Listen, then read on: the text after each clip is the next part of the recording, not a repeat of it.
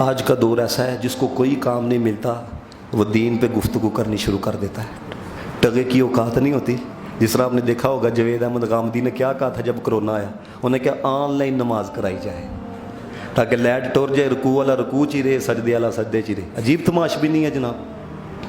اور پھر آپ دیکھیں یہ بھی ٹرینڈ چلنا ہے. یہ قربانی کے دن آئیں گے نا, یہ حج کے ایام جب قریب, آپ ایسی پوسٹیں دیکھیں گے, وہ جناب 10 لاکھ ادھر لگانا تھا, حج کرنے کے لیے جانا تھا, ادھر کسی غریب کو دے دیا جائے. تو میں کہا پہلے 60 لاکھ والی گڈی بیچو, ہاں مہران لو نا, پھر آپ کو ہم بھی دیکھیں جناب تم جو بات کر رہے ہو تمہارا اس کے اوپر کتنا عمل ہے.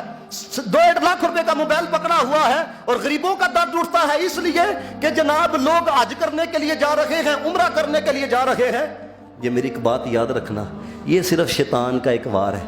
اب دیکھیں ہیں کیسا وار چلا ہے کہ ایک ایسا بڑا اجتماع تھا پوری دنیا کے اندر کہ جہاں پہ تمام مسلمان اکٹھے ہوتے تھے, اجتماعیت کا پیغام جاتا تھا. انہوں نے دیکھو کرونا وائرس کا کیسا وار چلایا ہے, اس اجتماع کو بھی ختم کر دیا. حق بات بیان کرو, برداشت نہیں ہوتی ہے. آپ کو پتا ہوگا جنہوں نے جمعے کی ادائیگی میرے پیچھے کی, اسرائیل کے خلاف میں نے گفتگو کی, میرا چینل انہوں نے بند کر دیا یوٹیوب کے اوپر. مجھے کہتے ہیں سخت مواد ہوتا ہے, سخت مواد ہے.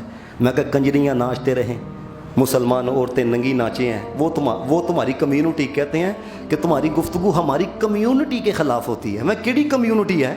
مسلمان کو کاٹ کاٹ کے مارا جائے, مسلمانوں کے خلاف باتیں کی جائیں, یعنی کہ جو حق کے لیے بولے. مجھے ایک بات بتائیں, یقین کرو میں ایسا انسان ہوں, اگر کوئی بندہ مجھے یہ کہہ دیں جناب آپ نے یہ بات نہیں کی, اگر میرے اندر کمی اسی وقت معذرت, اسی وقت معافی. لیکن بتا آپ کو یہ رہا ہوں کہ دیکھو کفر مسلمانوں کے مقابلے کے اندر کتنا کھل کے آ چکا ہے کہ آپ مسلمانوں کی جہاں پر بات کرو گے آپ کی آواز کو ختم کر دیا جائے گا. جہاں پہ ناموس رسالت کی بات کرو گے آپ کی آواز کو ختم کر دیا جائے گا. جہاں پہ ناموس صحابہ کی بات کرو گے آپ کی آواز کو ختم کر دیا جائے گا. وہ جس نے صدیق اکبر کی طرف کفر کی نسبت کی تھی وہ پاکستان کے اندر آیا ہے, مجھے بتاؤ اس کو پکڑا گیا؟